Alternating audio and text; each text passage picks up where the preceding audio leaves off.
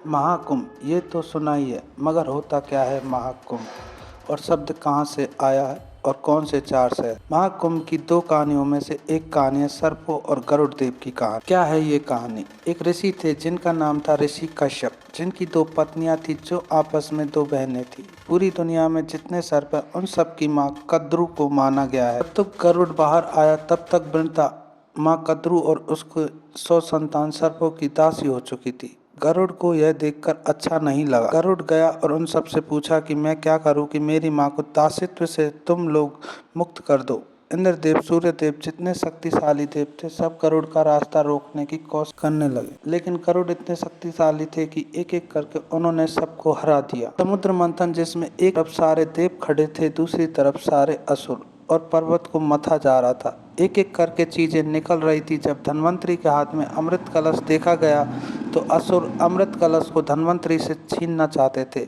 और देवों को तो ये वो चाहिए। महाकुंभ ये तो सुना ही है, मगर होता क्या है महाकुंभ, और ये शब्द कहाँ से आया? कुंभ का मतलब होता है कलश, घड़ा। महाकुंभ या महाकलश, सोचिए कि कलश का साइज कितना बड़ा होगा। हर 12 साल में भारत के 4 अलग अलग शहरों में एक के बाद एक महाकुंभ का आयोजन होता है। महाकुंभ है इस पूरे देश में, पूरी पृथ्वी में हिंदुत्व का सबसे बड़ा पर्व। इतना बड़ा पर्व जितना न पहले कभी हुआ है और न आगे कभी बन पाएगा। उज्जैन, हरिद्वार, नासिक और प्रयागराज, इन 4 शहरों में एक के बाद एक हर 12 साल में एक महाकुंभ होता है। महाकुंभ के पीछे 2 कमाल की कहानियां हैं। आज ये 2 कहानियां मैं आपको एक के बाद एक सुनाने वाला। इस बार नंबर प्रयागराज का है। मकर संक्रांति से महाकुंभ का प्रथम स्नान शुरू हो चुका है, जिसमें हर नागा साधु, हर अघोरी, हर मठाधीश, हर बड़े मंदिर के संत महात्मा, हर ऋषि मुनि, हिमालय में बसे और तपस्या करता हुआ हर ऋषि मुनि, हिंदुत्व को मानने वाला हर रक्षक वहां जमा होगा। महाकुंभ की 2 कहानियों में से एक कहानी है सर्पों और गरुड़ देव के बीच की। क्या है ये कहानी? एक ऋषि थे जिनका नाम था ऋषि कश्यप। उनकी 2 पत्नियां थी जो आपस में बहनें थी। एक थी कद्रू और दूसरी थी बिंता। कद्रू ने ऋषि कश्यप से एक दिन एक वरदान मांगा कि मुझे 100 विषैले बच्चे चाहिए जो बहुत शक्तिशाली हो। ऋषि कश्यप ने तथा अस्तु कह दिया और कद्रू को मिले 100 अंडे। यह देखकर बिंता को लगा कि मुझे भी वरदान मिलना चाहिए। बिंता ऋषि कश्यप के पास गई और उन्होंने कहा कि मुझे भी वरदान दीजिए। मुझे भले बच्चे कम दीजिए, मगर मेरे बच्चे कद्रू के बच्चों से ज्यादा शक्तिशाली होने चाहिए। ऋषि कश्यप ने कहा तथा अस्तु, और बिंता को मिले 2 बड़े अंडे। अब जो 100 अंडे थे वो एक एक करके धीरे धीरे फूटने लगे और उन अंडों में से बच्चे निकलने लगे। कौन से बच्चे? सांप। पूरी दुनिया में जितने सर्प हैं उन सब की माँ कद्रू को माना गया है। तो कद्रू के एक एक करके जब अंडे फूटने लगे और उनमें से बच्चे निकलने लग गए तो बिंता को सब्र का बांध टूटने लग गया। बिंता को लगा जब कद्रू के बच्चे हो रहे हैं तो मेरे क्यों नहीं हो रहे, और उस जल्दबाजी में बिंता ने 2 में से एक अंडा खुद अपने हाथों से फोड़ दिया। उस अंडे से जो निकला वो अर्धविकसित शरीर था। एक ऐसा शरीर जो ऊपर से कमर तक बना था मगर कमर के नीचे तैयार होना बचा था। वो तुरंत हवा में उड़ा और नाराजगी से अपनी माँ बिंता से कहा कि ये गलती जो आपने मेरे साथ की है वो दूसरे अंडे के साथ मत कीजिएगा, सब्र रखिए। और उड़ गया आसमान में। वो कहाँ गया वो भी बताऊंगा, पर उसके पहले बात करेंगे कि वो एक बचा हुआ अंडा उसका क्या हुआ। समय के साथ जब वो अंडा फूटा तो उसमें से पक्षी का चेहरा, बाज का चेहरा लेके एक इंसान पैदा हुआ जो उड़ सकता था, और उसका नाम रखा गया गरुड़। उसका बड़ा भाई जो पहले निकल गया था आधे शरीर के साथ, उसका नाम पड़ा अरुण।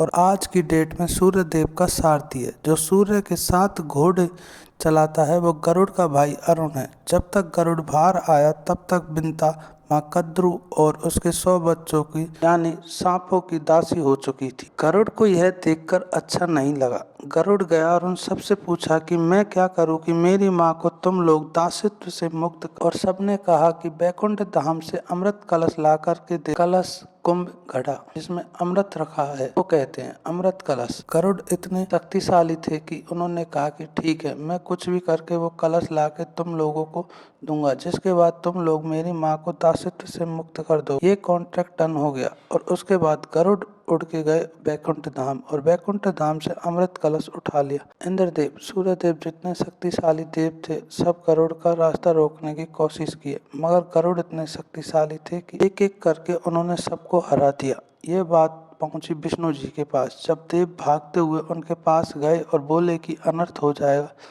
अगर ये अमृत कलश गलत हाथों में चला गया। पता नहीं कहां से एक बहुत ही शक्तिशाली प्राणी आया है जिसका चेहरा पक्षियों के जैसा है, शरीर इंसानों के जैसा है और साथ में पंख जो उड़ता है, जो हम सब लोगों से शक्तिशाली है। रोकिए उसको। विष्णु जी उतरे युद्ध में और गरुड़ और विष्णु जी के बीच में युद्ध हुआ। इस पूरी युद्ध के बीच में विष्णु जी को यह समझ में आया कि गरुड़ के हाथ में अमृत कलश है, मगर गरुड़ उसको खोल के उस कलश से अमृत ग्रहण नहीं कर रहा है, सिर्फ हाथ में पकड़ा हुआ। विष्णु जी ने उनसे पूछा कि ये क्यों चुरा रहे हो, इसको लेके कहाँ जाने की कोशिश कर रहे हो, और जब अमृत कलश तुम्हारे हाथ में तो उसको ग्रहण क्यों नहीं कर लेते। तब गरुड़ ने पूरी व्यथा बताई कि वो अपनी माँ को मुक्त कराने के लिए ले जाना चाहता है। विष्णु जी ने कहा ठीक है कि मैं एक शर्त पर तुमको ये अमृत कलश ले जाने दूंगा। वो शर्त है कि अगर मैं तुमको अमृत कलश ले जाने देता हूँ, अमृत कलश को जमीन पर पहुँचाने के बाद तुम हमेशा के लिए मेरे वाहन बन जाओगे, मेरे साथ रहोगे। गरुड़ ने इस शर्त को मान ली। जैसे ही गरुड़ ने अमृत कलश को जमीन पर रखा,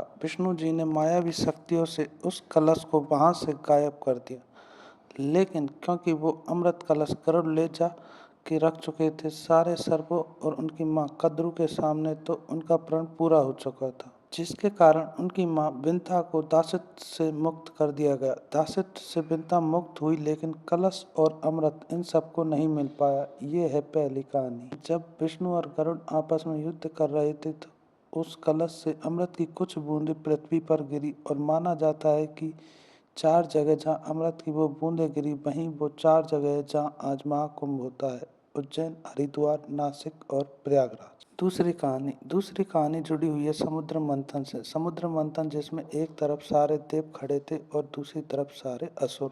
कर्म अवतार में विष्णु जी स्वयं कछुए के रूप में उसके सतही रूप बने हुए थे और पर्वत को मथा जा रहा था। एक एक करके चीजें निकल रही थी और निकलते निकलते अमृत कलश लेके निकले धन्वंतरी। जब धन्वंतरी के हाथ में अमृत कलश देखा गया तो असुर उसको धन्वंतरी से छीनना चाहते थे और देव को तो वो चाहिए ही था। इस पूरे खींचाकशी में ये पूरे अमृत कलश को लेके देवगण दौड़े बचाने के लिए अमृत कलश को असुर से। जब इधर से उधर दौड़ते रहे वो 12 दिन तक, और वो हमारे वाले 12 दिन नहीं, उनके वाले 12 दिन। 12 दिनों में 4 जगहों पर उन्होंने विश्राम किया, अर्थात रुके। फिर वहीं 4 जगह है जहाँ पर अमृत कलश को रखा गया: हरिद्वार, उज्जैन, नासिक और प्रयागराज। ये 2 कहानियाँ हैं और इसीलिए उनको जो 12 दिनों का सफ़र था जिस पे 4 बार उन्होंने ब्रेक लिया, उस हिसाब से वो 4 दिन हर 12 साल में एक शहर में आते हैं। ये 2 कहानियाँ अमृत कलश की, जिसके कारण होता है महाकुंभ, और कुंभ का मतलब होता है कलश। तो आप जानते हैं कि महाकुंभ कब हो रहा है, अगली बार कहाँ हो रहा है और उसका औचित्य और इसकी इम्पोर्टेंस क्या है। जय महाकुंभ, जय शिव शंकर, हर हर महादेव।